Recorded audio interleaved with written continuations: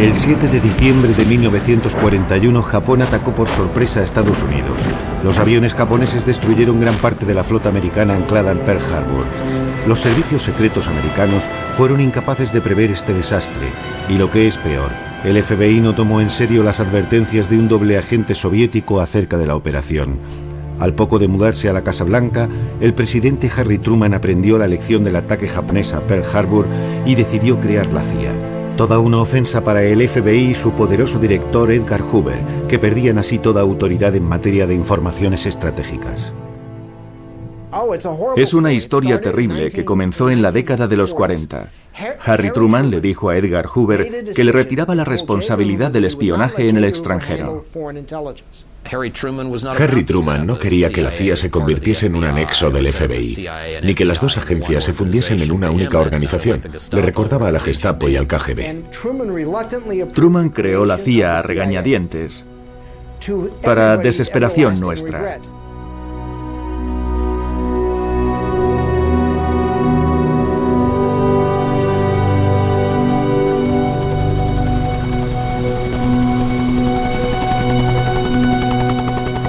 Langley, Virginia, a unos 20 kilómetros de Washington.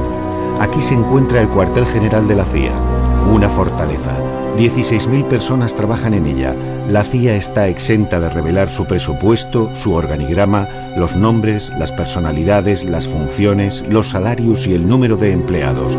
Por ello, las cifras que circulan son de lo más fantasioso. Se sabe que sus efectivos han pasado de 35 personas en el momento de su creación a las cerca de 100.000 actuales, y su presupuesto de unos cientos de miles de dólares a 28.000 millones. La CIA se encarga del contraespionaje exterior, pero no puede operar en el territorio estadounidense, un terreno reservado al FBI. Truman situó a la CIA bajo la autoridad directa del presidente de los Estados Unidos, pero muy pronto la agencia se le escapó y se convirtió en el único servicio encargado de dirigir las actividades especiales clandestinas y las operaciones subversivas en el extranjero. Los estatutos de la CIA en su creación eran claros: recabar, clasificar, coordinar y evaluar información, intervenir en los casos en los que la diplomacia resultaba insuficiente y la acción militar estaba contraindicada. La CIA nació con la Guerra Fría. Tenía una sola función: predecir cuándo, cómo y dónde la Unión Soviética iba a atacar a los Estados Unidos. Fue creada solo para eso, después del ataque a Pearl Harbor y el fracaso de nuestros servicios secretos. Desde principios de los 50 hasta finales de los 80, nuestra misión consistió principalmente en averiguar los planes y las intenciones del Politburó en Moscú. Cometimos un error fundamental desde el principio al concentrar todos nuestros espías en lo que denominábamos el blanco principal, de modo que nuestros servicios se centraron en la URSS. La CIA y los servicios de inteligencia americanos juntos destinaban entre el 55 y el 60% de sus presupuestos a la Unión Soviética. Era nuestro trabajo, oponernos a los soviéticos en el tercer mundo, en donde fuera, en el este de Angola y en el Congo, en Afganistán, en Irán.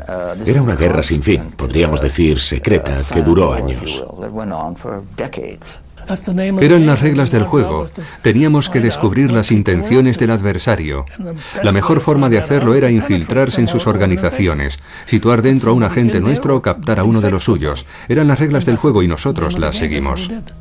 Tomamos el camino equivocado desde el principio al intentar traer a Estados Unidos al mayor número posible de ex-nazis. En 1943, Allen Dulles, futuro director de la CIA, fue a Suiza para iniciar unas negociaciones secretas con algunos dirigentes nazis. Ya había habido algunos contactos con el general Reinhard Gehlen, responsable de los servicios secretos hitlerianos, Otto von Bolswing, la mano derecha de Eichmann, y Klaus Barbie, todos criminales de guerra. La CIA les contrató después de la capitulación. Allen Dulles, un abogado de Wall Street, tenía como cliente principal a la Standard Oil, una de las compañías que negoció con los nazis durante la guerra. América se vio literalmente infestada de nazis después de la Segunda Guerra Mundial. Era el precio que había que pagar para recuperar los cerebros alemanes. Fue el primer error. El segundo fue creer que podíamos intervenir en asuntos ajenos y derrocar algunos gobiernos con nuestro dinero, utilizando nuestra influencia con determinados clanes. En 1953, en plena Guerra Fría, Allen Dulles fue nombrado director de la CIA. Con su llegada se multiplicaron sin cesar las operaciones especiales y secretas. Si nos remontamos a 1947 y nos fijamos en las operaciones realizadas en Guatemala, Hungría, Berlín, Vietnam y Chile, observamos los mismos métodos una y otra vez. La CIA organizó numerosas operaciones clandestinas. Una de las razones es que nadie más podía hacerlo. Los otros servicios no constituían ninguna competencia en este tipo de operación. Otra razón es que los presidentes americanos enseguida comprendieron que podían utilizar esta arma secreta sin tener que dar explicaciones ni rendir cuentas a la población. La situación fue cambiando con el paso de los años. Con Eisenhower e incluso en los primeros años de Kennedy, había mucha más disciplina y discreción. Por aquel entonces, la CIA intervenía realmente en Irán o en Guatemala. Pero la población no estaba al corriente de estas operaciones porque quienes las conocían no hablaban de ello. Allen Dulles organizó en mayo de 1953 la Operación Ajax, el primero de una larga serie de golpes de Estado totalmente dirigidos por la CIA. En Teherán, el primer ministro iraní Mossadegh acababa de decidir la nacionalización de la anglo-iraní Oil Company. Los británicos organizaron un embargo internacional contra Irán, sumiendo al país en el caos. Pero las compañías petroleras anglosajonas que abandonaron el país consideraron que esta medida era insuficiente y presionaron al primer ministro inglés para que pidiese ayuda al presidente Eisenhower para deshacerse de Mossadegh. Allen Dulles organizó su derrocamiento y el regreso al poder del joven Shah Reza Pahlavi, que dirigió el país hasta su caída 25 años más tarde. No fue un golpe de Estado perfectamente organizado, más bien fue algo impreciso. ¿Saben quién estaba detrás de todo esto? British Petroleum. El primer ministro británico vino a ver a Eisenhower y le dijo: nos estamos arriesgando a perder los pozos petrolíferos y los necesitamos igual que ustedes necesitan los de Arabia Saudita. Y los americanos fueron a Irán. En aquella época, Macmillan era primer ministro. Prácticamente forzó a Eisenhower y a Allen Dulles a intervenir y a hacerse cargo de la situación sobre el terreno. Cuando los ingleses se entrevistaron con Eisenhower, el argumento que convenció al presidente americano no fue: cuando las cosas vuelvan a la normalidad les daremos parte del petróleo iraní, sino más bien: Mossadegh está perdiendo su poder en beneficio de los comunistas y la Unión Soviética acabará instalándose en Irán igual que hizo en China. Y a usted, presidente Eisenhower, no le interesa ser quien tenga que explicar después cómo pudo dejar que se perdiese Irán. Hubo un procedimiento muy formal en el caso de Mossadegh. Era un plan organizado. Pensaron: Mossadegh es un mal hombre de Estado, es débil, irracional y los comunistas ganan terreno. El Shah tampoco tiene poder y no hará nada para cambiar las cosas. Tenemos que intervenir nosotros para salvar al país de la amenaza soviética. Fueron así de directos. Mossadegh era un comunista. No me cabía la menor duda.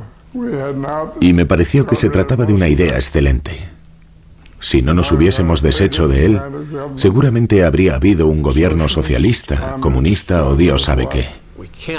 No podíamos permitir que cayese Irán. Pero por otra parte tampoco podíamos hacer una segunda guerra de Corea en Irán. Una operación clandestina era la solución menos costosa. La CIA permanecía inactiva y Allen Dulles acababa de asumir sus funciones con la misión de actuar. Y lo hizo. Según él, la forma menos costosa de mostrar que éramos una gran potencia era derrocar a algunos gobiernos confiando el trabajo a la CIA. El éxito fue tal que pensaron que tenían que hacer lo mismo en Guatemala y en otros países. Era lo más sencillo. Si era inmoral o no, eso les daba igual. En junio de 1954, el nuevo presidente de Guatemala, Jacobo Arbenz Guzmán, decidió repartir entre los campesinos más pobres del país unas hectáreas pertenecientes a la multinacional americana United Fruit e instaurar un impuesto para las exportaciones. Guatemala era el primer productor de bananas y de frutas tropicales del Caribe. Era su único recurso, pero todas sus tierras, toda su economía estaban en manos de United Fruit. Cuando Guatemala impuso un modesto impuesto sobre las bananas, la sociedad United Fruit solicitó la intervención del gobierno americano para provocar la quiebra del país.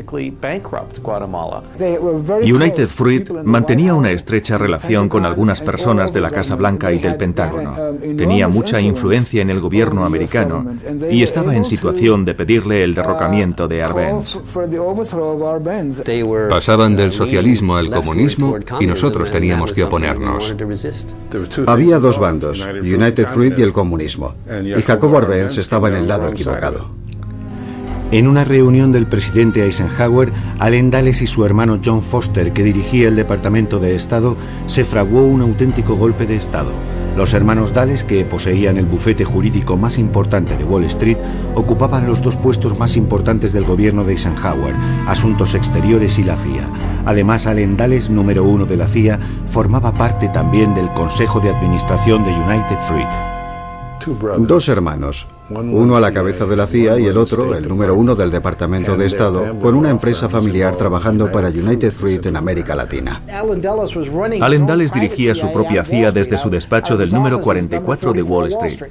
Tienen que entender una cosa, se trataba de espionaje, pero solo para conseguir negocios y apoyar a las firmas americanas en el extranjero. Los presidentes descubrieron que podían ganar dinero ofreciendo los servicios de la CIA a sociedades privadas.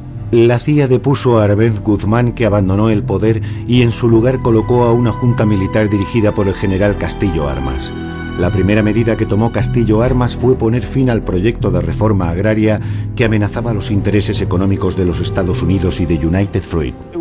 Sin duda es una de las peores cosas que han hecho la CIA y el gobierno americano. El gobierno americano y la CIA son responsables del genocidio que cometieron en Guatemala las personas que ellos habían puesto en el poder para no tener que pagar un débil impuesto sobre las bananas. Pusieron en el poder a una dictadura militar que mató a cientos de miles de personas en 40 años en Guatemala. Todo el mundo cree que la intervención contra Arbenz era una operación perfectamente organizada y que el derrocamiento de Mossadegh era un plan muy elaborado. Pero en ambos casos fue un golpe de suerte. Estados Unidos manejaba el mundo como si fuera la película El Padrino. Su política exterior era de una arrogancia increíble. En 1960 el Congo belga consiguió la independencia. El primer ministro era el líder de la izquierda, Patrice Lumumba. Estados Unidos ansiaba los inmensos recursos mineros del país. Lumumba solo estuvo 2 meses en el poder. Era un mal ejemplo para el resto de África. Era inaceptable. A partir de ese momento la suerte estaba echada. Había que derrocarlo. El 18 de agosto de 1960 hubo una reunión. Y Eisenhower dio a entender que le gustaría que le desembarazasen de Lumumba. Yo estaba en la embajada y sugerí que podíamos desposeer a Lumumba del cargo de primer ministro. Pero en esa reunión del Consejo de Seguridad Nacional, Allen Dulles creyó entender que le daban carta blanca para derrocar a Lumumba, y eso es lo que hizo. Habían dado orden de intentar eliminar a Lumumba. Hicieron llegar un dentífrico envenenado al responsable de la agencia en el Congo, pero no quiso utilizarlo. Nuestros agentes no estaban dispuestos a implicarse en un asesinato. Entonces propuse una solución política, pero en Washington pensaron que otro tipo de intervención sería más apropiado.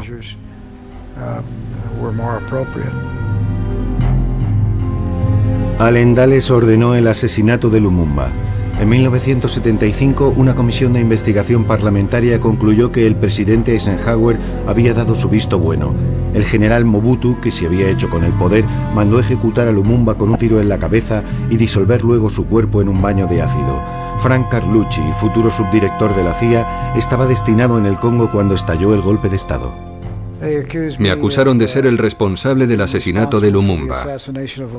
Es totalmente absurdo pensar que un joven oficial de Asuntos Exteriores pueda dar luz verde al asesinato de un primer ministro.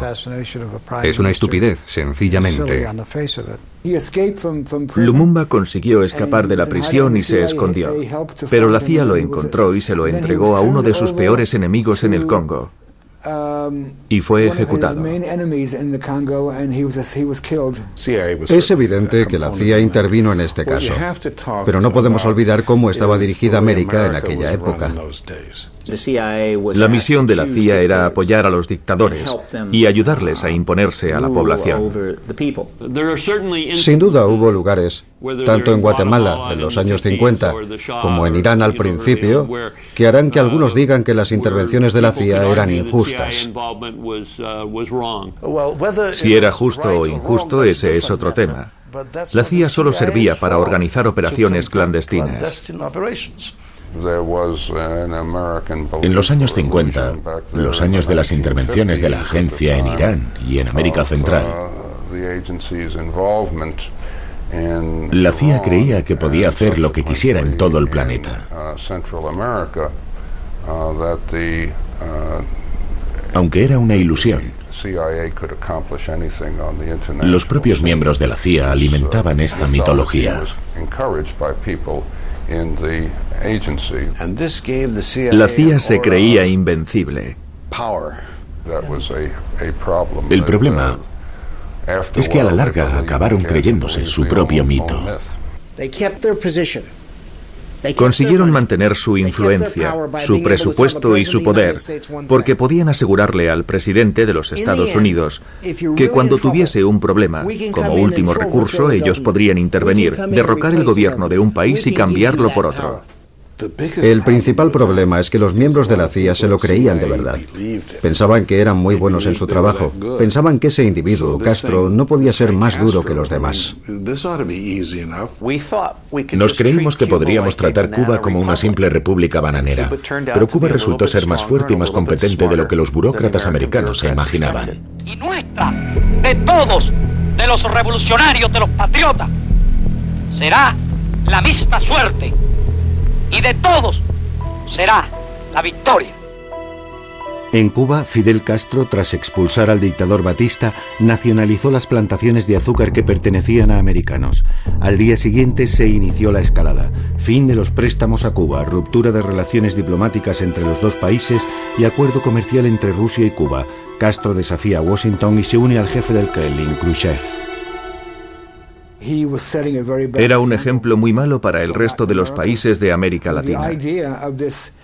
Era inadmisible que una islita se rebelara contra Washington y declarase que dejaba de ser un país satélite.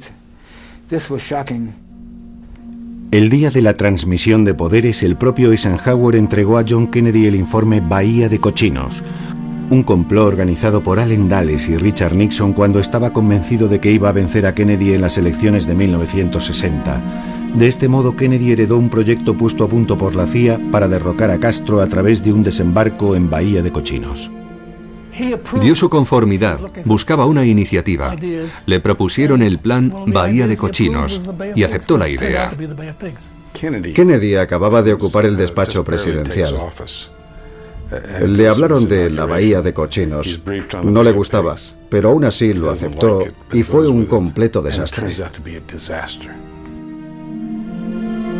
La CIA envió al suicidio a 1.500 exiliados cubanos poco experimentados a la espera de que Kennedy, ante el desastre, se sintiera en la obligación de enviar como refuerzo al ejército americano. Pero Kennedy se negó y la operación fracasó. La CIA le atribuyó todo el fracaso de Bahía de Cochinos.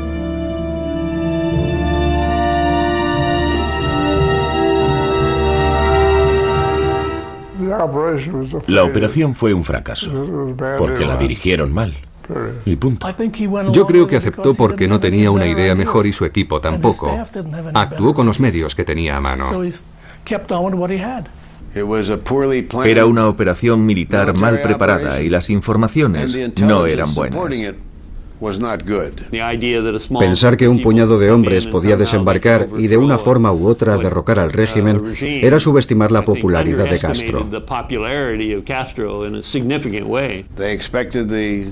Esperaban que se nos uniesen los cubanos, pero no lo hicieron. La estrategia militar era mala y aún así nos obligaron a ir. La CIA había advertido que la operación solo tendría éxito si los Estados Unidos estaban dispuestos a apoyar a los sublevados militarmente. En el último momento, el gobierno decidió no proporcionarles apoyo militar para el desembarco en la bahía de Cochinos. Y la operación fracasó. Nosotros estábamos furiosos después de lo de la bahía de Cochinos, porque nos sentíamos totalmente culpables del fracaso, aunque algunos estaban indignados con el presidente. Odiaban a Kennedy sobre todo porque, según ellos, se había negado a enviar la aviación en la operación de Bahía de Cochinos. No podemos afirmar que a la CIA le gustase el presidente o no. Se trataba de algunas personas o de algunas unidades, aunque había algunos agentes, jefes de división u otros oficiales más antiguos a quienes probablemente no les gustase el presidente. ¿Por qué iba a gustarles? Hacía cosas que no les parecían bien, así que no les gustaba. A los pocos meses de su llegada a la Casa Blanca, John Kennedy y su hermano Bob, ministro de Justicia, otorgaron a la CIA plenos poderes para eliminar a Fidel Castro. Sam Halpern fue el encargado de poner a punto la Operación Mangosta. Entre el fracasado desembarco en la Bahía de Cochinos en el 61 y la muerte de John Kennedy 2 años después, Castro escapó a 8 intentos de asesinato organizados por la CIA. Kennedy pedía sugerencias para el caso de Cuba. El jefe de Estado Mayor propuso una operación clandestina para matar a algunos americanos y hacer creer que se trataba de un ataque cubano en territorio americano. Sería un buen pretexto para declarar la guerra a Cuba. Pero el presidente rechazó la propuesta. En aquella época, la CIA buscaba toda clase de medios para acabar con Castro. Hubo 8 o quizás 18 intentos de asesinato hacia Castro. Un puro bomba y ese tipo de cosas. Sugerencias ridículas, como la de introducir herbicida en su barba. Imagínense. Unas ideas totalmente ineficaces, solo con el fin de debilitar su autoridad. Yo creo que hubo unos 20 o 30 intentos de eliminar a Castro. 8 me parece más creíble. 25, nadie tiene tanta suerte. Kennedy estaba obsesionado con Castro. Me refiero a Robert Kennedy. Ya no sé cuál de los dos estaba más obsesionado. Nosotros tratábamos sobre todo con Bobby, más que con Jack. John Kennedy estaba al corriente de todo. Robert Kennedy estaba al corriente de todo. Nunca he podido entender por qué esa obsesión contra Cuba. La única explicación son sus propios sentimientos, su propio egocentrismo. Era un problema que no conseguían solucionar y no estaban acostumbrados a que nada se les resistiese. Estaban siempre por encima de todo. Pero en este asunto no lo estaban y no podían hacer nada. Por eso todos, incluyendo a la totalidad del gobierno americano, tenían que ayudarles a solucionar el problema. John Kennedy no sabía qué hacer para neutralizar a Allen Dulles y a la CIA. La agencia se estaba convirtiendo en un estado dentro del estado. Todos los intentos para derrocar a Castro habían fracasado y Allen Dulles inició una campaña de propaganda culpando a Kennedy de todos los fracasos de la CIA a partir de la derrota en la Bahía de Cochinos. Estaba totalmente fuera de sí. Si hubiese podido, habría demolido la CIA. Sentía tanta rabia que un mes antes de su muerte dijo: voy a coger a la CIA, la voy a despedazar y a esparcirla a los 4 vientos. ¿Ustedes han visto algún pedacito de la CIA? Yo no he visto ninguno por ninguna parte. Nunca nadie ha conseguido desmantelar la CIA. La CIA tuvo que adoptar un perfil bajo para calmar las cosas por un tiempo. Todo empezó con Kennedy y Bob McNamara, que era su hombre para todo. Decidió destituir a todos y sustituirlos por hombres más de izquierdas. Eso hizo Kennedy con la CIA. Yo lo vi, yo estaba ahí. John Kennedy decidió reducir el poder de la CIA y deshacerse de su poderoso jefe, Allen Dulles, que se vio obligado a entregar la dimisión. En presencia de Dulles, Kennedy nombró como director a John McCone, un hombre discreto, sin personalidad. Allen Dulles estaba furioso por lo que él denominaba como su destitución. Durante 10 años había sido la personificación de la CIA.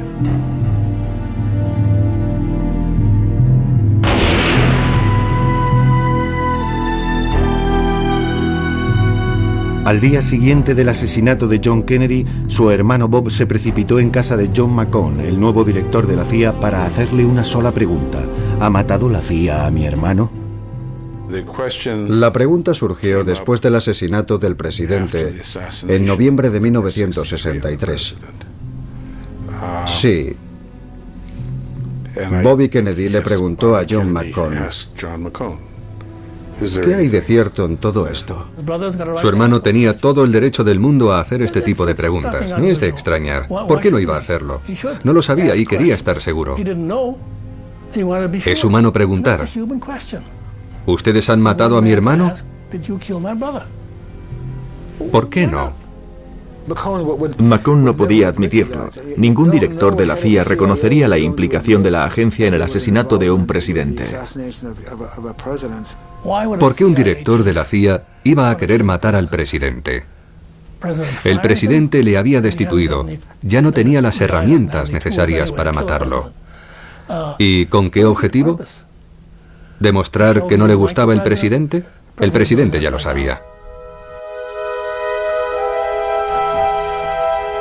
El nuevo presidente Lyndon Johnson creó la Comisión Warren para esclarecer el asesinato de Kennedy.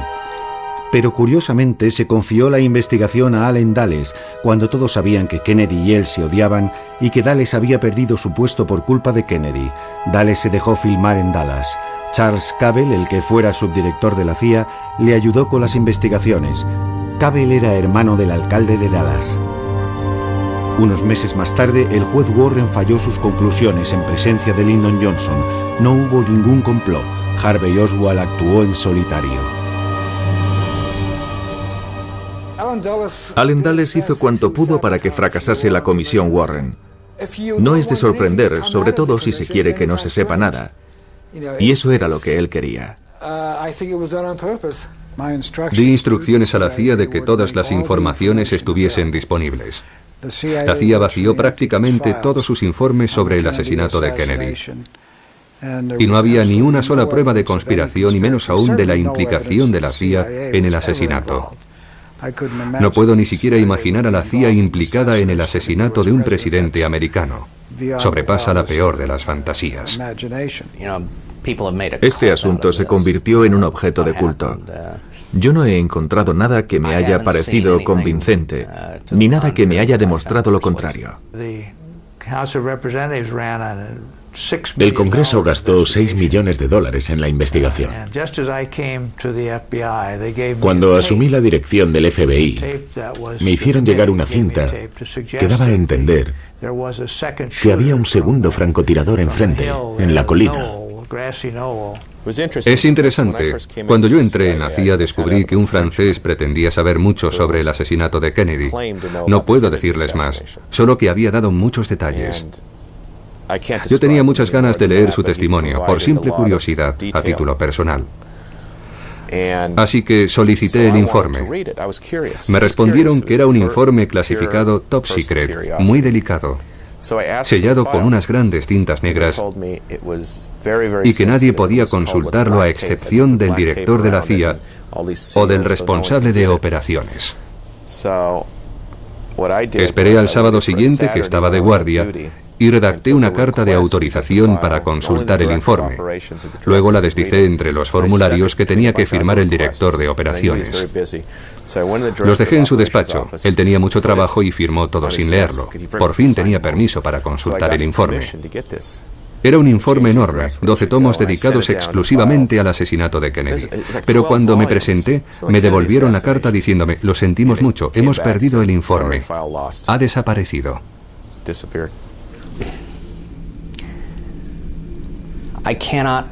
He perdido la cuenta de todas las teorías del complot que he visto en los últimos años. Yo solo sé que todas estas historias no tienen fundamento, porque aquí en Washington nadie sabe guardar un secreto, y menos aún durante tanto tiempo. Sobre todo si hay dinero en juego. Si fuese cierto, alguien lo habría vendido ya a algún periódico o a algún periodista. Nadie puede guardar también un secreto. Habría sido necesario que miles de personas, en el FBI, en la CIA, en el ejército, en el Pentágono, guardasen el secreto del asesinato de Kennedy. Lo cierto es que el asesinato de Kennedy sigue siendo el mayor secreto de América. No sabemos lo que realmente pasó. Meses después del asesinato de Kennedy, Lyndon Johnson puso en tela de juicio el plan de retirada de los asesores militares americanos en Vietnam, concebido por el desaparecido presidente.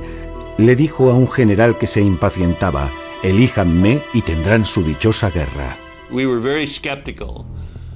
En la guerra de Vietnam, nosotros éramos un tanto escépticos sobre la posibilidad de ganar una guerra de guerrillas contra el norte, mientras este siguiese siendo un santuario.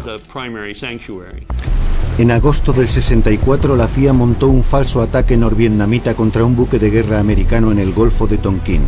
Con esta agresión preparada pieza a pieza, Johnson tenía por fin un pretexto para multiplicar por 10 el número de soldados americanos que combatían en el sudeste asiático e iniciar los bombardeos contra Vietnam del Norte. El buque americano Maddox ha sido atacado en alta mar en el Golfo de Tonkin. Se trata de una agresión deliberada. En ningún momento hubo provocación. Probablemente fue un falso ataque, sin duda nunca se produjo. Quienes iban a bordo del barco pudieron equivocarse por completo y creer que estaban siendo atacados. El capitán del barco envió un mensaje diciendo que no había visto nada, que tenía serias dudas sobre los mensajes precedentes y que creía firmemente en la posibilidad de que hubiesen luchado contra una alucinación. El Pentágono y la Presidencia decidieron no tener en cuenta el último mensaje y utilizar el incidente del Golfo de Tonkin como pretexto para entrar en guerra. Fue el detonante de una decisión que iba a cambiar muchas cosas. Este acto indigno no hace sino aumentar la determinación de todos los americanos a comprometerse con el pueblo y con el gobierno sudvietnamita. Se utilizó como pretexto para intensificar la guerra. El incidente sirvió de justificación para otras acciones. Ahora sabemos que era mentira. En su momento se tenían dudas, pero las sospechas no se confirmaron hasta más tarde, cuando se descubrió que no había sido más que un pretexto, una historia inventada.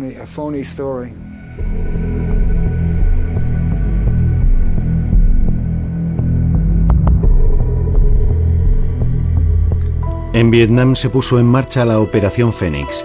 La CIA se encargó de aplicar pura y llanamente un programa de asesinatos de civiles, profesores, médicos, ejecutivos, para paralizar el país. Unos instructores americanos de la CIA formaron a equipos especiales. Para aterrorizar a la población, los escuadrones de la muerte firmaban cada asesinato. Después de cada acción colocaban una carta de la baraja, el as de picas, a la vista en los cadáveres. La mayoría de las víctimas fueron torturadas antes de ser ejecutadas.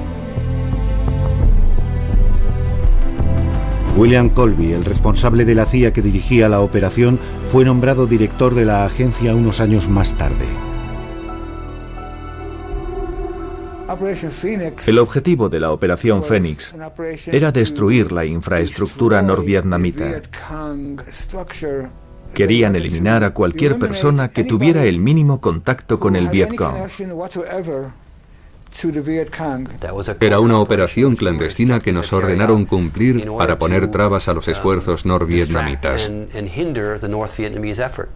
Bill Colby estaba detrás de Fénix, una operación que mató a muchos vietnamitas. Lo cierto es que no me apetece mucho remover este asunto. Bill se encargó de ponerlo a punto, de organizarlo.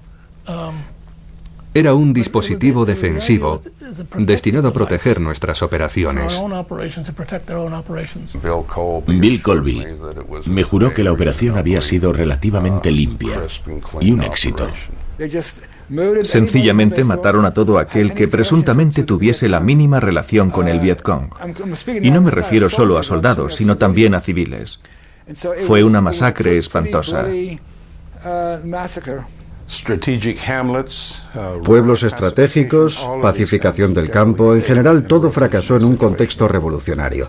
Formaba parte de un conjunto de prácticas. En Vietnam, Lyndon Johnson se metió en un atolladero.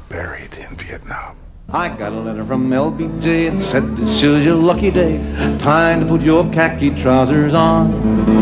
We've got a job for you to do. Dean Rusk has caught the Asian flu and we are sending you to Vietnam. En 4 años el cuerpo expedicionario americano pasó de 20.000 hombres a 540.000. Un ex empleado del Pentágono proporcionó al New York Times un informe confidencial sobre el origen del compromiso americano con Vietnam y las mentiras de la administración Johnson. Invadimos Camboya, bombardeamos Camboya y el Pentágono falsificó documentos para demostrar que solo bombardeamos Vietnam. Confundieron una guerra civil con una guerra contra el comunismo. 55.000 americanos se dejaron la vida en esta aventura y 1 millón de vietnamitas.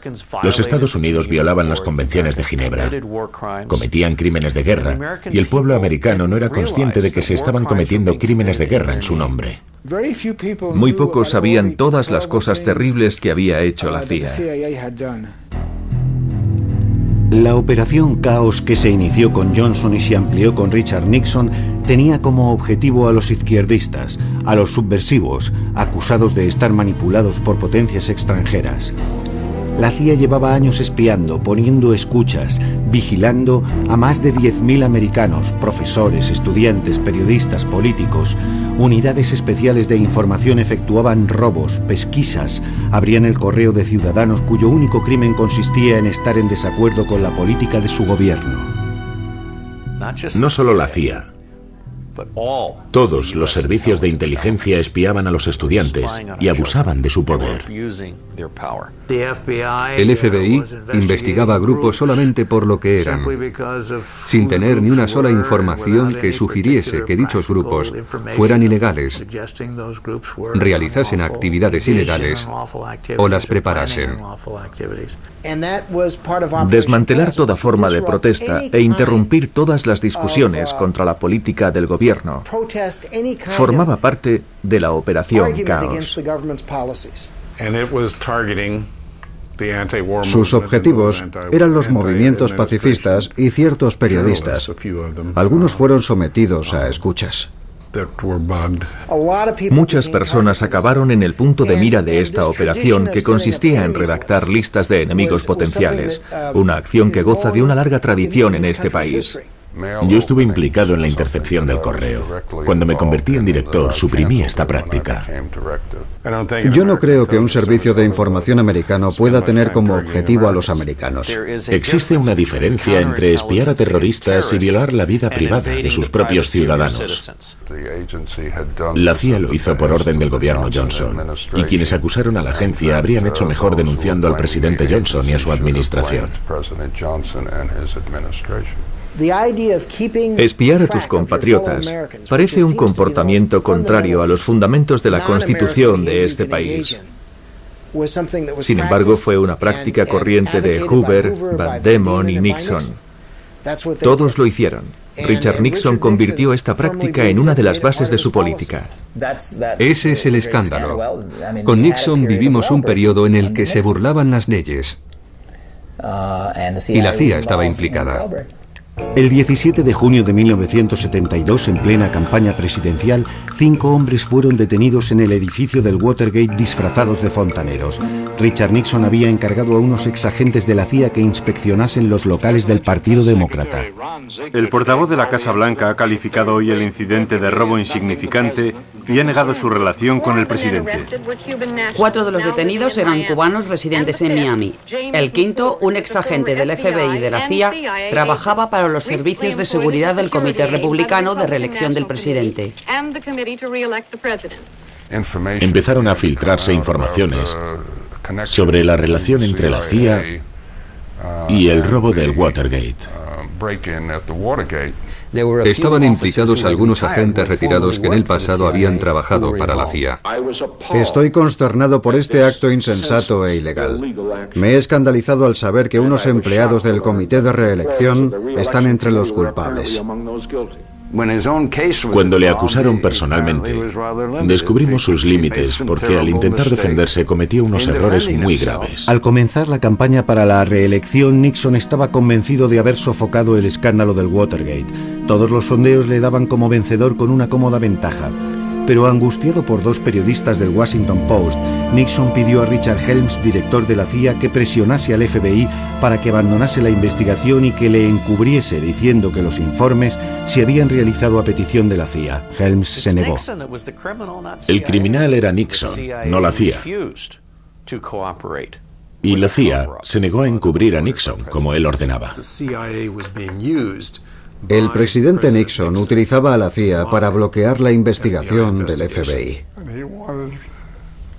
Quiso que la CIA firmase un documento y yo me negué.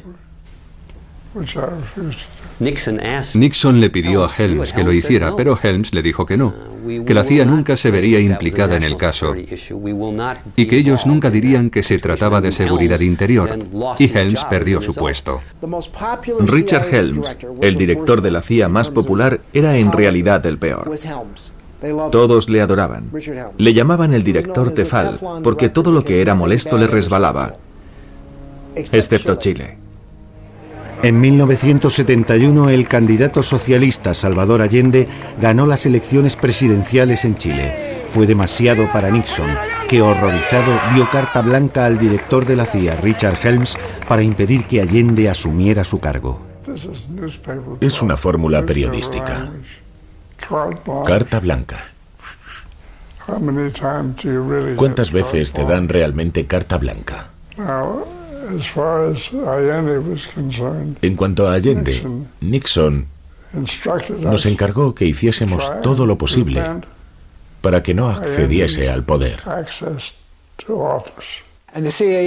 Y la CIA creó las condiciones necesarias para que el caos se instalase en Chile, un caos económico y social, con el fin de dar un pretexto a los militares para intervenir y derrocar al gobierno. Nadie habló de matar a Allende. Teníamos que intentar que abandonase el poder. Pero estábamos asociados a personas que deseaban la muerte de Allende. Utilizaron empresas privadas, la CIA, los militares, la embajada. Todo valía. Tenían un equipo entero dedicado exclusivamente al derrocamiento de Allende. No era alguien a quien el gobierno americano apreciase. Henry Kissinger y el director de la CIA, Richard Helms, habían puesto a punto la operación desde Washington. Sabían que cuando Allende se convirtiese en un problema y nos pidiesen que nos ocupásemos de él, haríamos cuanto pudiésemos. E hicimos cuanto pudimos. Entonces Washington decidió ayudar a los militares a derrocar a Salvador Allende para poner al general Pinochet en el poder. El golpe de Estado se produjo el 11 de septiembre de 1973. Salvador Allende fue asesinado o se suicidó, según la CIA, y miles de chilenos fueron torturados y masacrados. La CIA proporcionó las listas de sospechosos a los escuadrones de la muerte de la Junta Militar.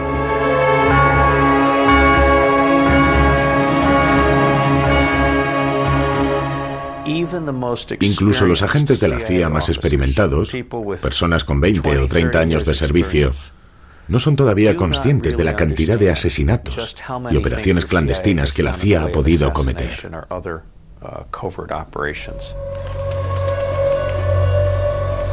La implicación de la CIA en el golpe de Estado en Chile y las revelaciones sobre la complicidad entre la agencia y la Casa Blanca en el Watergate llevaron al Congreso, engañado y humillado por Nixon, que dimitió, a tomar la decisión de acallar a la CIA. En 1976, las comparecencias de los directores de la CIA ante las comisiones Church y Pike cambiaron por completo a los americanos. A partir de entonces ya nunca nada sería como antes. Fue un espectáculo inesperado. El apoyo de la CIA al general Pinochet y su participación en el derrocamiento del régimen socialista de Allende, que el informe Church sacaba a la luz, salpicaron al secretario de Estado Henry Kissinger. El gobierno americano no quería desestabilizar ni derrocar, sino mantener... ¿Cómo dice? ¿Cómo? Sino mantener en su puesto a los partidos políticos que cuestionaban las elecciones. Nosotros intervenimos por las próximas elecciones del 76, pero en ningún caso intervenimos en el golpe de Estado de 1973, del que no sabíamos nada. Henry Kissinger no estaba muy contento con las revelaciones de las comisiones Church y Pike, porque recibía muchas críticas por lo que había dicho o hecho. Chile es un ejemplo claro de abuso de poder de los americanos. Un abuso de poder de Kissinger y de las empresas que le empujaban a actuar. Y le llegó el turno a Richard Helms. Nunca había dicho una sola palabra en público ni concedido una sola entrevista. El Washington Post escribió: Helms, en sus declaraciones bajo juramento, estuvo muy cerca del perjurio. Fue el responsable de las escuchas telefónicas, pero tuvo tiempo de destruir todos los informes antes de dejar la CIA en 1973. Señor Helms, ha utilizado usted unos términos un tanto vagos. Intentemos aclararlo. Dice usted que le habló de esta operación. Eso es lo que yo pensaba, pero quizás no haya sido lo suficientemente claro. Pensaba que era necesario que encontrásemos pruebas, y para obtener ese tipo de información había que abrir el correo. ¿Piensa usted que la CIA está por encima de la ley? Nosotros solo intentamos hacer nuestro trabajo, proteger a nuestro gobierno y nuestro sistema de vida. Intento comprender cómo un programa como este ha podido durar 20 años. Se han burlado de las leyes de este país en todos los ámbitos, a nivel de nuestros estatutos, de nuestra Constitución, de las decisiones de la Corte Suprema. Nosotros obteníamos información de las redes extranjeras sobre los disidentes y los terroristas. Lo único que quiero saber es si usted considera que la CIA no debe doblegarse a las leyes en razón de las dificultades que se encuentre. En mi opinión, yo creo que en la vida no todo es blanco o negro. ¿Era usted consciente de la gravedad de la ilegalidad? Lo era. Y a pesar de todo, continuó y prosiguió con el programa. Su declaración, según la cual la operación fue interrumpida, era una mentira. Seguían abriendo el correo. ¿Cómo es posible que el presidente no tuviera ningún control sobre la CIA ni sobre...? Me gustaría hacerle solo una pregunta. ¿Piensa usted que el señor Nixon no estaba al corriente de la operación de intercepción del correo que efectuaba la CIA? Suponiendo que lo estuviera, ¿ni usted ni nadie quiso informarnos de ello? El presidente recibió una nota que le ocultaba la verdad. Pregúntele al presidente Nixon si estaba al corriente o no. Y después incúlpeme a mí. Si usted fuera el presidente de los Estados Unidos y tuviese como recomendación un informe firmado por el director de la CIA, es decir, usted, ¿se lo creería? Debo admitir, señor presidente, que en efecto esa es la impresión que da. Y lamento mucho si entonces pude cometer algún error.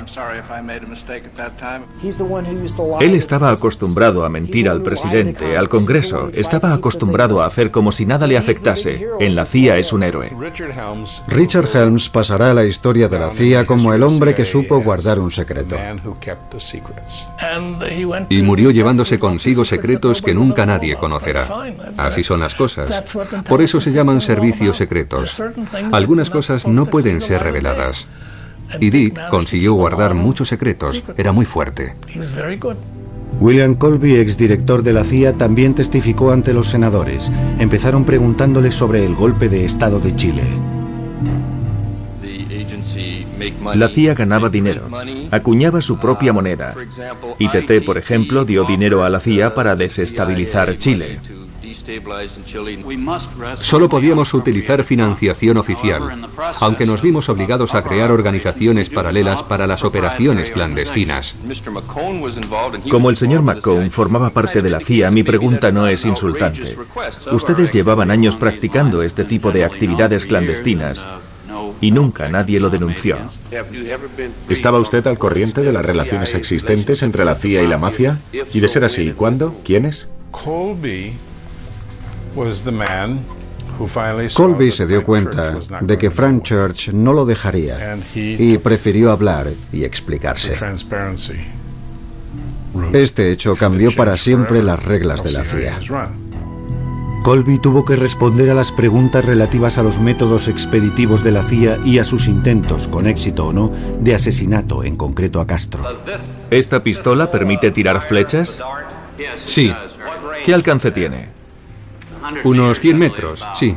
Creo que alrededor de 100 metros. Acorralado por el Senado, Colby aceptó hablar sobre Vietnam y la Operación Fénix. En realidad, la Operación Fénix era un programa de asesinatos. El objetivo era la eliminación de cualquier infraestructura norvietnamita. ¿Hablaban de ello en las reuniones?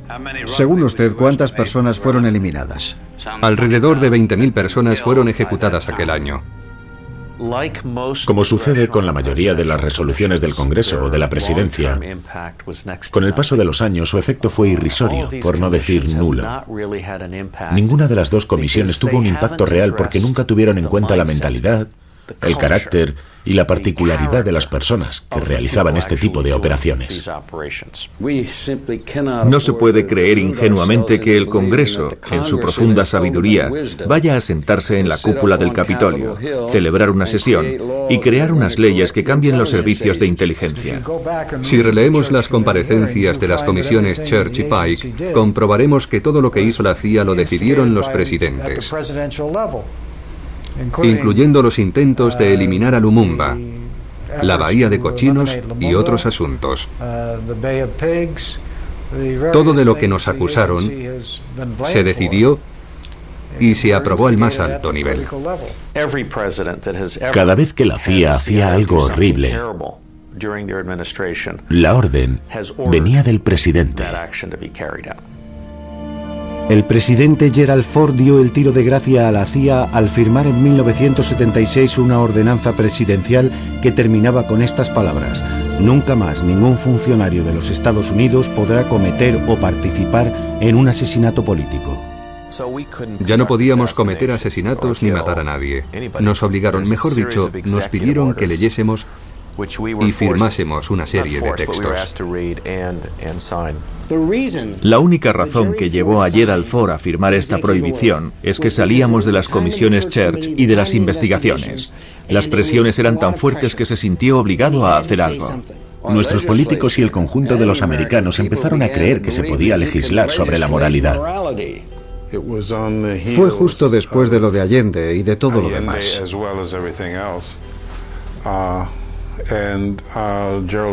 Gerald Ford lo descubrió cuando era presidente y firmó la Orden 12033, que estipula que no habrá más asesinatos. Punto final. Tonterías. Siempre lo han hecho. Si hay que asesinar a alguien por el interés del país, lo volverán a hacer. Todos los gobiernos lo han hecho cuando era necesario. No es nada extraordinario. El asesinato es una herramienta más del gobierno. Eso es todo.